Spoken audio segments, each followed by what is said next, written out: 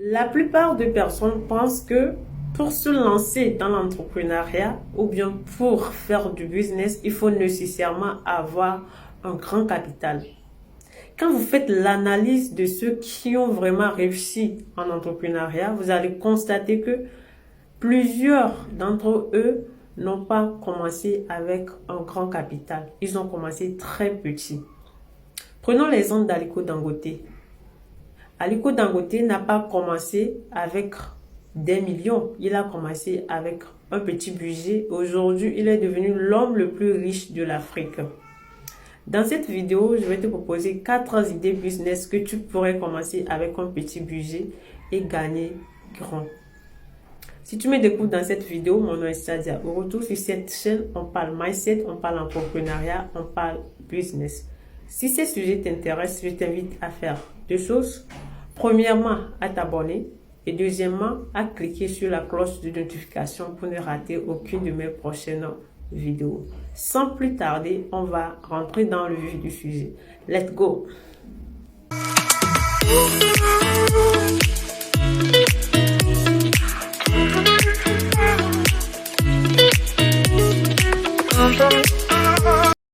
Le premier business que je te propose de faire, c'est de vendre du pain. Même si tu n'as pas les moyens de fabriquer du pain et revendre, tu peux te diriger vers les bonnes dames qui fabriquent déjà du pain. Tu achètes en gros et tu revends. Tu peux livrer du pain aux familles, tu peux faire des livraisons dans les maisons ou bien tu peux tout simplement chercher un bon emplacement où tu étales du pain, tu vends ton pain au calme. Petit à petit, tu vas économiser. Toi-même, tu vas commencer par engager des gens pour fabriquer du pain. Alors, le deuxième business que je te propose de faire, c'est de te lancer dans le commerce du poisson fumé. Comment est-ce que tu vas faire? Tu vas aller acheter du poisson frais que tu vas revenir fumer et revendre. En Afrique, nous mangeons tous du poisson fumé. Le poisson fumé est vraiment très rentable. Tu peux commencer ce business avec un capital de 30 000 et gagner plus du double. Moi, j'ai ma tante qui est dans ce commerce. Déjà, ça fait 20 ans qu'elle est dans ce commerce. C'est grâce à ce commerce qu'elle a pu subvenir aux besoins de ses enfants, de sa famille. Grâce à ce commerce, ses enfants ont fait des universités privées. Je sais de quoi je parle. Ce commerce est vraiment rentable. Le troisième business que je te propose de faire, c'est de commercialiser des petites colas. Des petites colas. Chez moi au Togo, ceux qui commercialisent le plus des petites colas sont des Nigérians, qu'on appelle communément Medira et tout. Donc, toi, tu peux te positionner en changeant un peu les choses. Comment est-ce que tu vas faire? Tu vas être plus professionnel. Tu vas acheter en gros des petites colas. Tu vas trouver des sachets bien emballés. Tu vas bien emballer tes petites colas. Tu vas faire des tickets, des étiquettes, voilà, des étiquettes, pardon, que tu vas coller. Tu vas mettre des vertus des petites colas parce que les petites colas ont plusieurs vertus. Toi, tu vas lister des vertus et tu vas cibler les bars, là où les gens s'asseyent pour boire de la bière. Quand les gens boivent de la bière, ils aiment souvent consommer des petites colas. Toi, tu vas cibler ces bars-là et tu vas te diriger vers eux. Tu vas vendre ça. J'ai un ami qui est dans ce commerce et il s'en sort plutôt très bien. Le dernier business que je te propose, c'est vrai que j'en ai déjà parlé, mais je reviens dessus parce que c'est un business qui est très juteux. Le quatrième et le dernier business que je te propose, c'est de te lancer dans la commercialisation des jus de fruits naturels. La commercialisation des jus de fruits naturels. Tu as 2 manières de procéder. Premièrement, tu peux chercher un coin, tu peux chercher un emplacement proche de quelque part où on vend de la nourriture. Où on vend de la nourriture. Ça peut être du riz, ça peut être foufou. L'essentiel, que ce soit de la nourriture en fait. Là, toi, tu cherches le coin, tu demandes qu'on te fasse une table bien faite. Sur la table, peut-être, on dessine sur la table, sur le devant de la table, on dessine peut-être des fruits et tout ça. Et on écrit le nom de ton entreprise dessus. Peut-être jus de fruits naturels, un truc de ce genre. On écrit ça bien propre, bien joli. Toi, tu viens, tu installes ton produit là. Et là, tu fais du jus en même temps. En fait, tu as des fruits étalés sur ta table. Et quand quelqu'un vient pour acheter, c'est maintenant que tu vends du jus de fruits fraîchement pressé. Voilà. Du jus de fruits fraîchement pressé. Avec du glaçon et tout ce qui va avec. Là, quand les gens viennent pour manger du riz ou bien du foufou, ils commandent du jus chez toi. Tu vois. La deuxième manière ou bien la deuxième façon de faire, c'est de faire du jus de fruits que tu peux mettre dans des bocaux et commercialiser ça. Tu mets ça dans des cartons, tu vends en gros, en détail, du jus de fruits qu'on peut conserver en fait. Alors, dans cette vidéo, je vais te laisser une vidéo dans laquelle on montre tous les processus de fabrication de jus de fruits qu'on peut commercialiser, qu'on peut conserver, commercialiser. Alors, on se retrouve juste après. Après avoir sélectionné les fruits à maturité physiologique et morphologique, on passe à la première étape de l'extraction du jus d'ananas, qui est l'épluchage. Les ananas sont épluchés à la main pour retirer la peau qui peut contenir des micro-organismes. Puis l'ananas épluché est coupé en petits morceaux pour faciliter l'extraction. La deuxième étape est l'extraction du jus. On passe l'ananas coupé dans un extracteur en inox pour extraire le jus de la pulpe.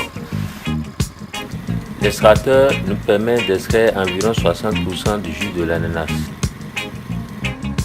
La contenance en jus dans un ananas est de 30 à 50 centilitres en fonction de sa taille et de la période de récolte.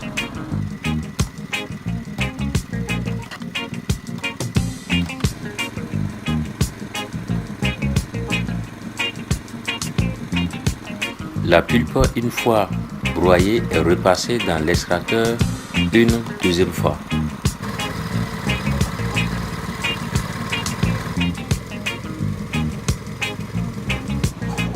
On utilise un sac polyéthylène pour passer la pulpe broyée sous la presse pour extraire environ 30% de jus supplémentaire.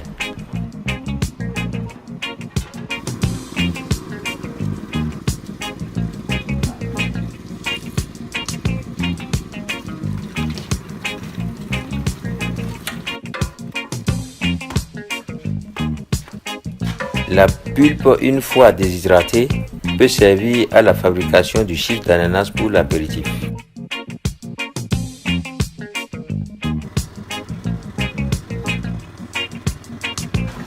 L'étape suivante est la prépasteurisation.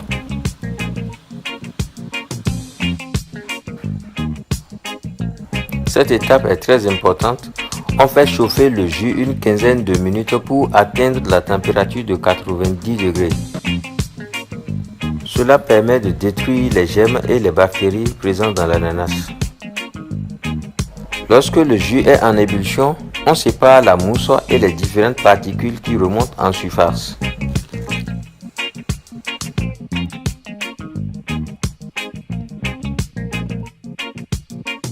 Pendant ce temps de la prépasteurisation, on rince les bouteilles et les capsules à l'eau tiède pour s'assurer que aucun corps étranger ne se retrouve dans le jus.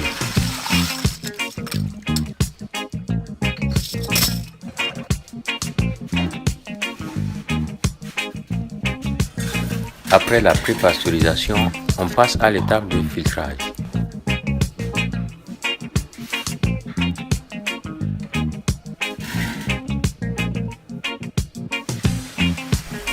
Pour filtrer le jus, on utilise un tamis à maille très fine qui permet de séparer le jus des petites particules de l'ananas et d'une grande partie de l'amidon pour que le jus ne soit pas trop épais et pour augmenter son temps de conservation.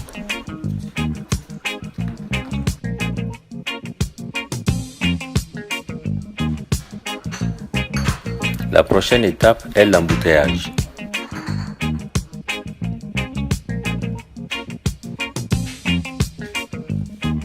Le jus encore chaud fait sortir l'air présent dans la bouteille. Puis quelques dizaines de secondes après, les bouteilles sont capsulées et fermées hermétiquement.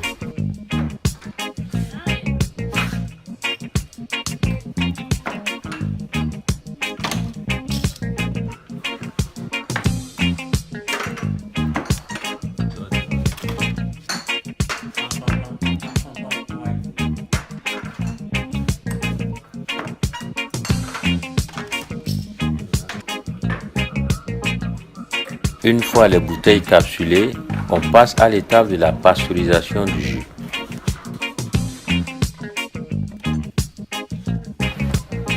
Les bouteilles sont disposées dans un sac qui est plongé dans une marmite contenant de l'eau, portée à l'ébullition pendant une durée de 15 minutes.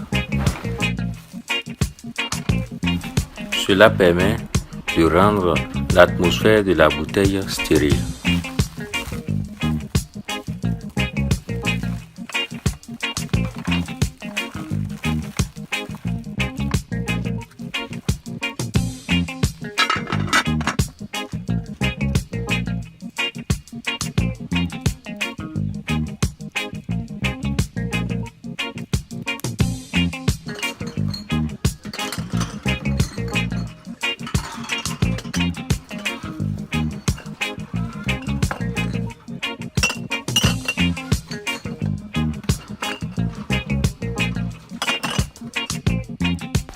Une fois le jus pasteurisé, on les dispose sur une paillasse pour les refroidir.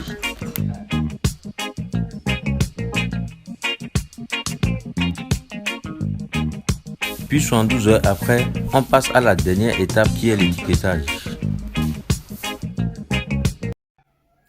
Merci d'avoir regardé cette vidéo jusqu'à la fin. N'hésite pas à la partager autour de toi. Ça peut aider quelqu'un qui a envie d'entreprendre et qui manque d'idées. N'oublie pas de t'abonner si ce n'est pas encore fait. On se retrouve à très bientôt dans une prochaine vidéo. Ciao, ciao.